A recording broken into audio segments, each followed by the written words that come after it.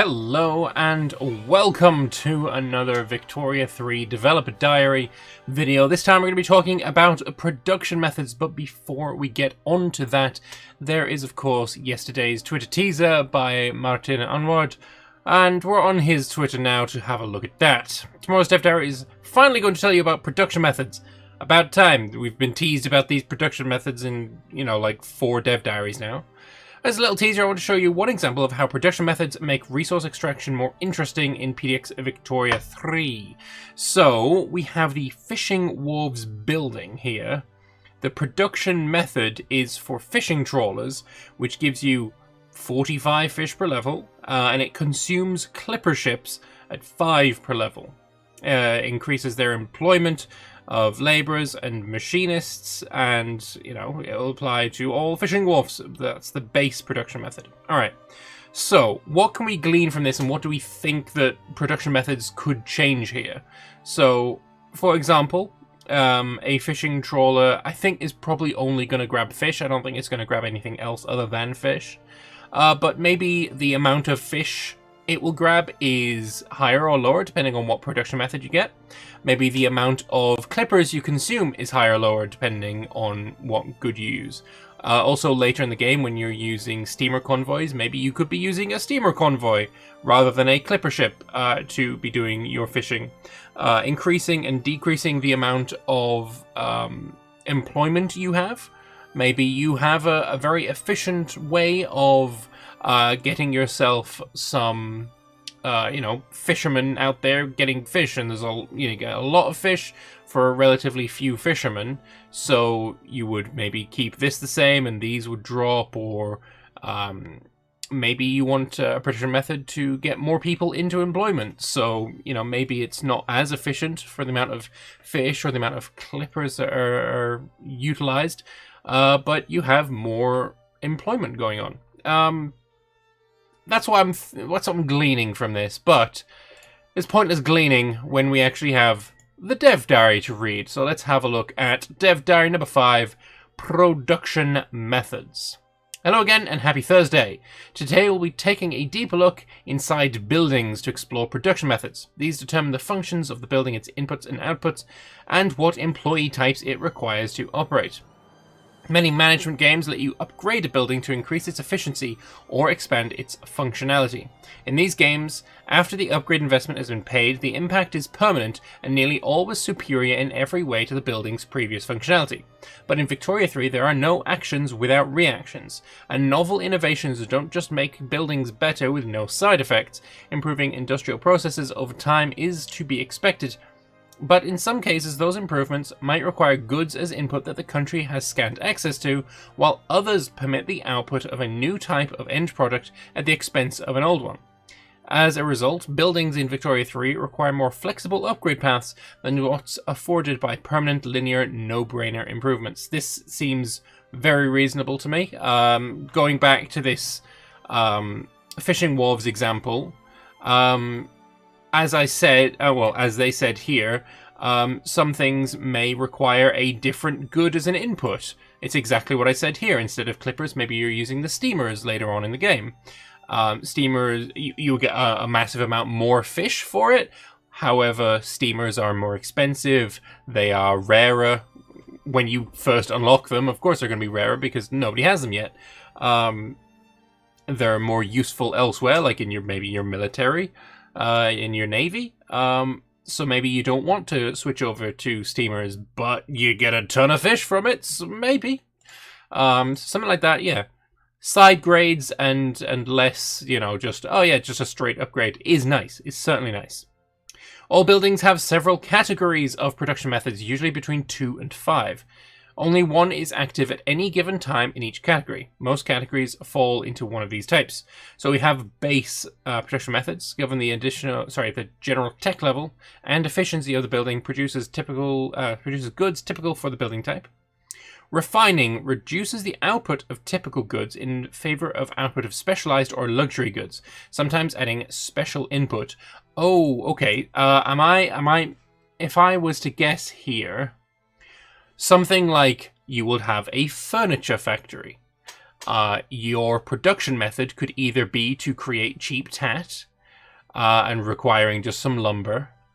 Or your production method could be for luxury furniture requiring lumber and maybe silks or something like that.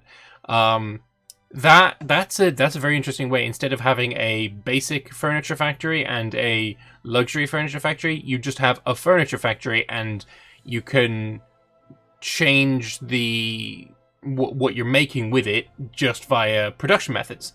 That is a very interesting way of doing it. If that is how it's done. We also have automation adds industrial goods as input to reduce the building's unskilled workforce requirement. Ownership determines who owns shares in the building, typically governed by laws. So, seize the means of production and all of that. With the right technologies, food industries can make groceries from both grain and fish. So grain is from the bakery, apparently that's a new building, and the fish is from a cannery, which is not a new factory. They can also refine grain and sugar into liquor with distilleries. With advanced technologies, food industries can be partially automated, drastically reducing the need for unskilled labor. Simple food industries are operated by merchant guilds, shopkeepers, while more advanced and profitable food industries are owned by capitalists who reinvest some of their dividends. Okay.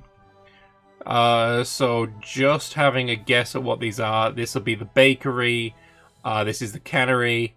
That's the distillery. That looks like a distillery.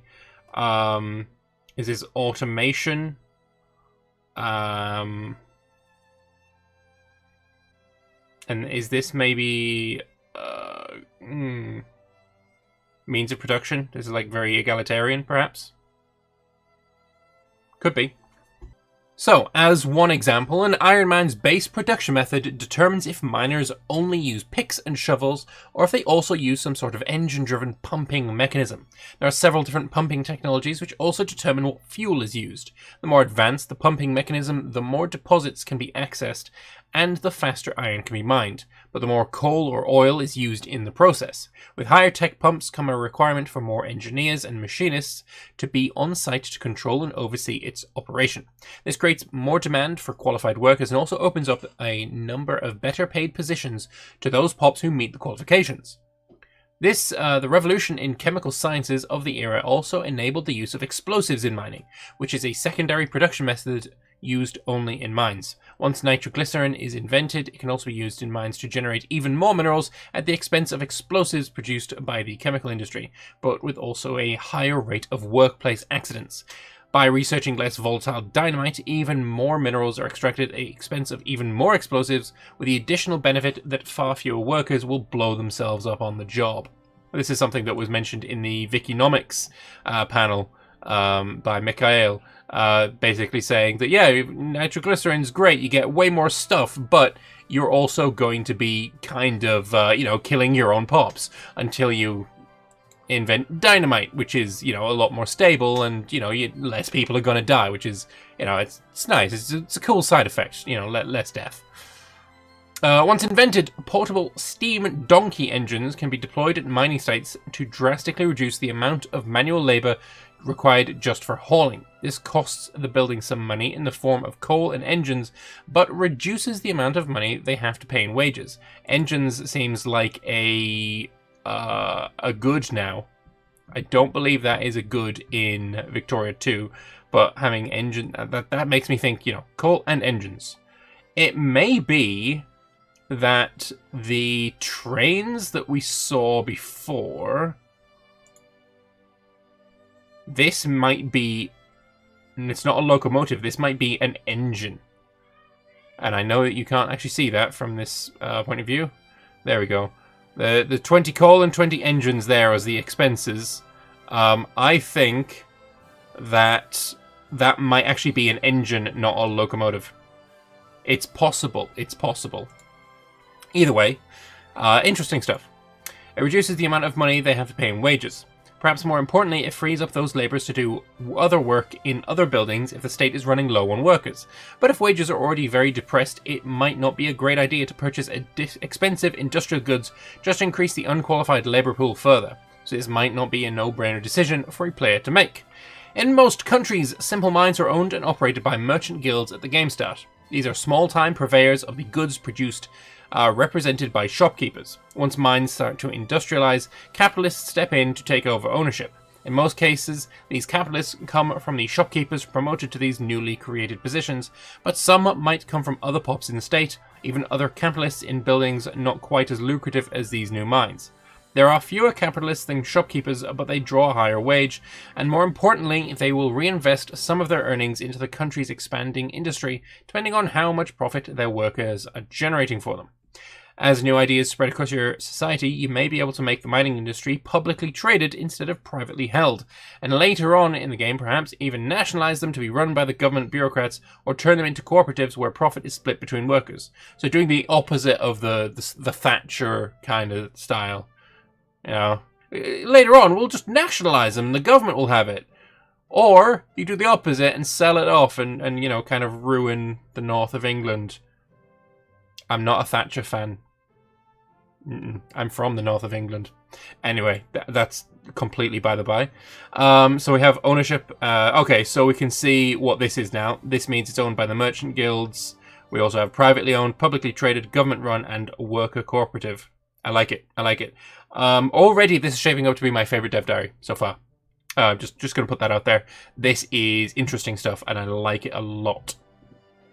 Production methods aren't limited to consuming and producing goods. Government administrations employ bureaucrats and clerks who use paper to produce bureaucracy, one of the game's capacities that let you govern more people and extend more state services to them. Railways consume engines and fuel, such as coal, to produce both transportation and infrastructure. Yep, that is an engine. That is indeed an engine. I called it. I definitely called it. The former of which is sold onto the market, and the latter which allows the state to support more buildings without loss of market access. Okay, so maybe the amount of buildings you can have is gated by market access. I believe that's probably going to be a soft cap rather than a hard cap. After you go over the amount of market access you have, then you're going to get diminishing returns, probably. Universities employ academics that let the state guide research and development of new technologies and ideas. Virtually any kind of currency, modifier, or effect can be produced by production methods in buildings and can be applied in a variety of ways to the country, state, or even the building itself. A basic government administration consumes 10 paper and produces 50 bureaucracy per fully staffed level, but each additional level beyond the first adds a plus 2% throughput bonus due to economy of scale. This increases both consumption of paper and output of bureaucracy, yielding more productivity from each of the pops that work in a building. This is looking really good. This is looking really, really good. Like that plus 2% throughput is going to completely get rid of the very much irritating what's called the very much irritating, you know, even numbers like, oh, I just got 250 bureaucracy, and you get suspicious of it, you know. Is it incredibly arbitrary? It looks it because it's a fucking round number, but it might not be. It might actually come from somewhere, you know, organic, which it seems like it is. All right, this is a chunky dev diary. It's a very long one.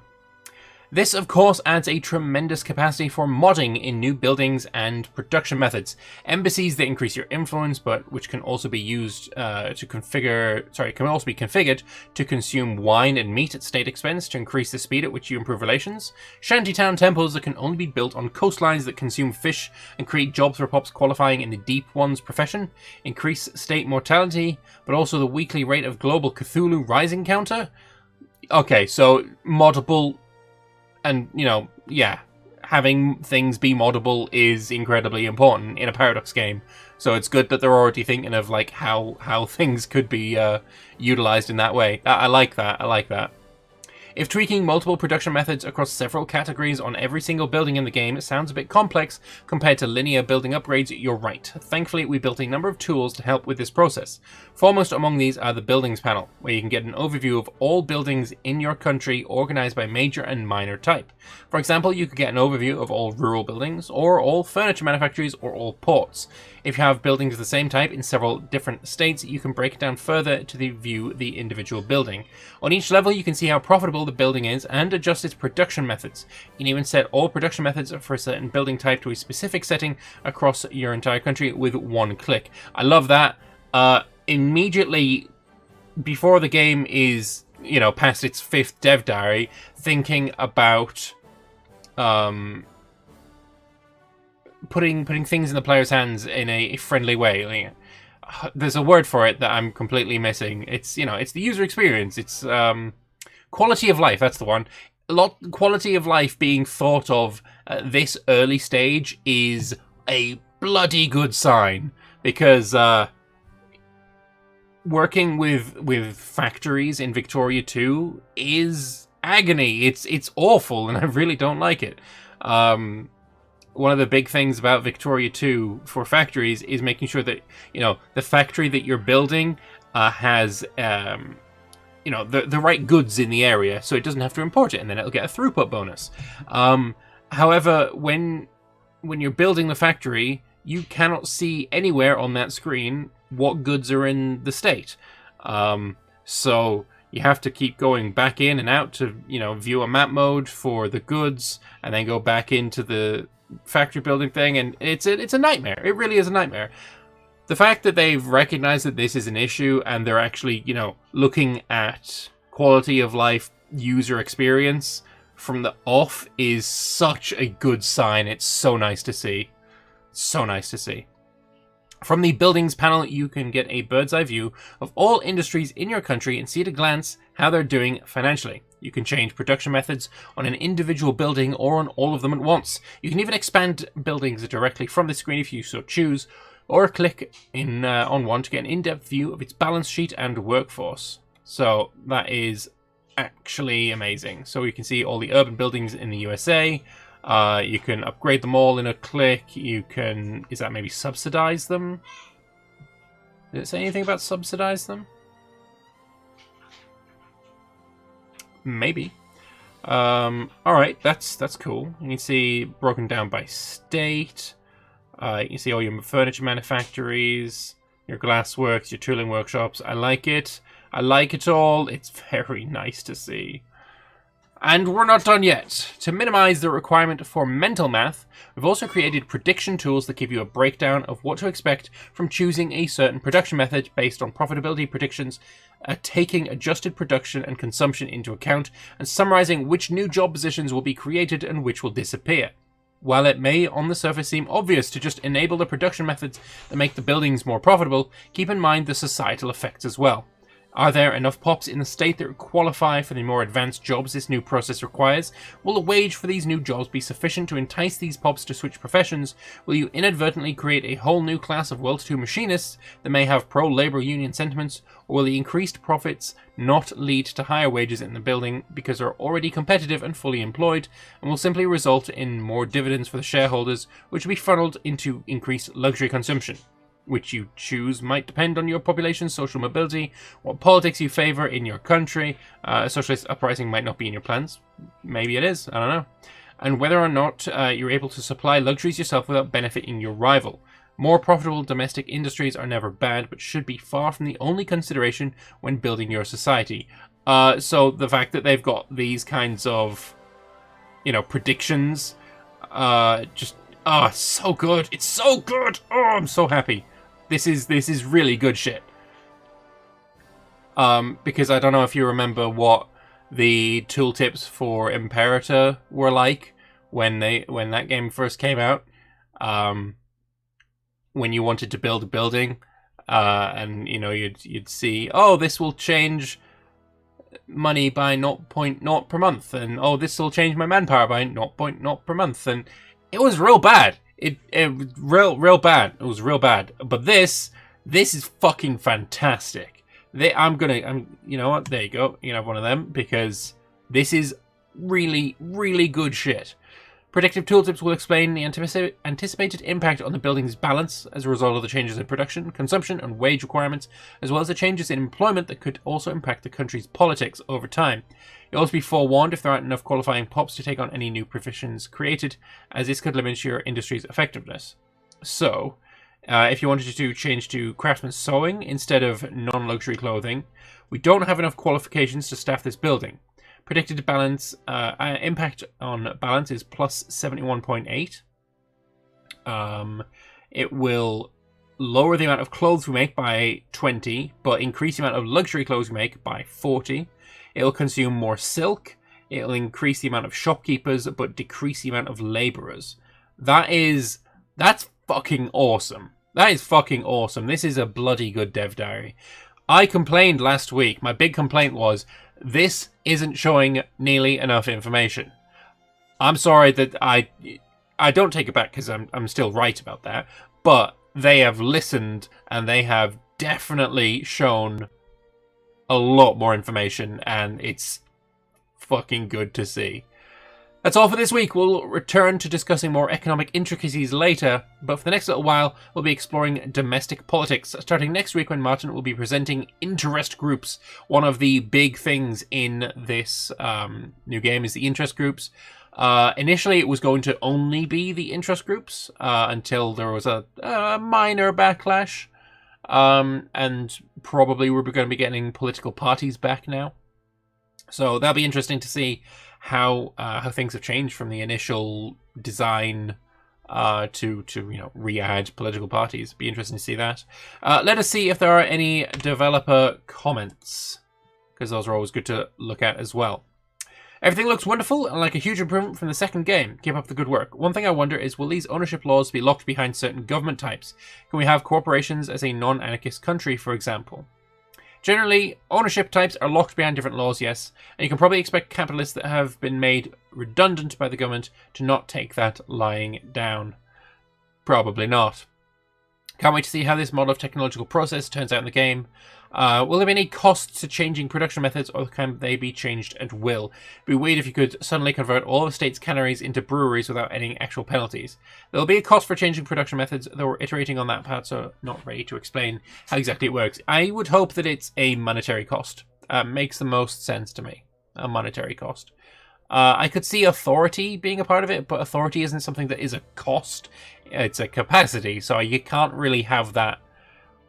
You can't really use that unless it's like, oh, for the next 2 or 4 months or 6 months or whatever, you'll have authority, increased authority drain. I could see that being a thing. It just can't be a one-time spend, because that's not how the capacities work. Are there any mechanisms to model mines being discovered or running out of easily mined metals? We have resource depletion only in a few select cases. I think it'll be interesting, but probably not something we'll have in any widespread way on release.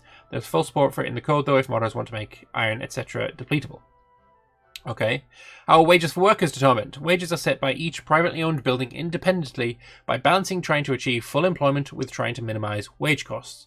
The short version of this logic is that each week a building that requires labor will check if it can afford to raise wages to attract more workers, and it will only do so if it's able. The effect of this is that qualified labor shortage will drive up wages for as long as buildings can afford to pay, while a healthy supply of peasants will keep wages depressed and dividends high.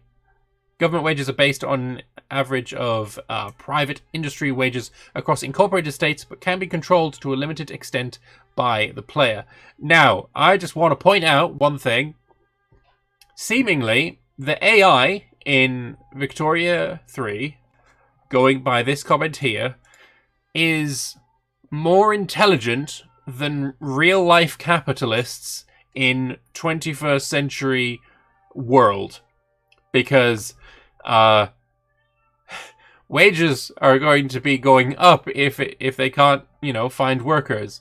And just look at the restaurant industry right now, where there is a shortage of workers across the board because no one's fucking paying them enough.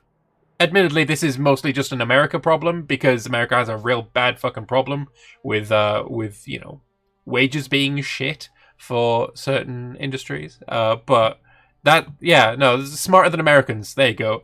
Victoria 3 AI, smarter than Americans, confirmed. So this system could be used to, for example, make car manufacturers produce jeeps and tanks during wartime. Yes, easily. I guess that would be talking about the modding situation. How does it work on the other side? When a qualified pop drops their work at one place to go to another place. When a job is offered that pays more than they currently make, plus a small margin. Okay, so it can't be just like, oh, you pay an extra cent more? I'm leaving. A small margin makes sense. Will there be artisans? The Industrial Revolution is about factories taking the job of artisans and turning them into capitalists or workers, destroying the middle class in the process. Shopkeepers are middle-class pops that are made obsolete in large numbers when you switch away from early production methods, which is how we simulate this effect. I don't know if I like the term shopkeepers. I don't know if it works for me. Can production methods change how workers are paid for their jobs? For example, a farmer or on a privately owned farm simply selling a product and taking the profit, whereas in a crop lien type system, the landowners take a large percent of the product and sell that for profit, while the sharecroppers are left with whatever's left. Or in a system that employs landless labourers, those labourers are paid either a wage or a piece rate. I'm unsure if this entirely answers your question, but you can set up any pop type working in a building to get a share of the profits, and who gets a share of how much is set by the production methods. I don't know if that's really what he's asking. I think he's asking, can we pay them in grain instead of in money? And, you know, maybe they could then sell it on, but I don't know how that would really work. I don't know. And finally, is the predictive tooltip accounting for the building being understaffed, or is the balance change calculated considering the building will be fully staffed? It's assuming full employment, since that's what the building will drift towards eventually if all goes well for it. And that is talking about the thing at the bottom here. Wow, this is a phenomenal dev diary. This is probably the best dev diary we've had so far. Production methods look amazing, and yeah, no, I've got no complaints. I've got no complaints. There's nothing that I can point at and say this is bad or this is badly explained. It was thorough and in depth, and I think I like everything that I see here. And that's the first time I've said that. Usually there's been like one or two minor nitpicks, but I really have nothing negative to say here. This all looks really, really good.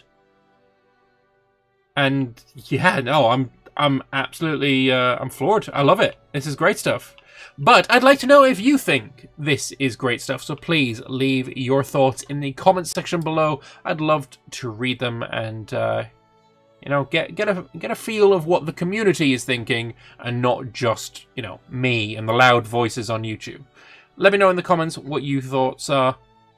If you would like to stay up to date with all Victoria 3 news and updates, feel free to hit the like button, hit the subscribe button, and there's probably another button, bell button, that one, all of that kind of stuff, all the YouTube shenanigans. Thank you very much for watching. I hope you enjoyed this video, and I will see you guys in the next one. Bye-bye.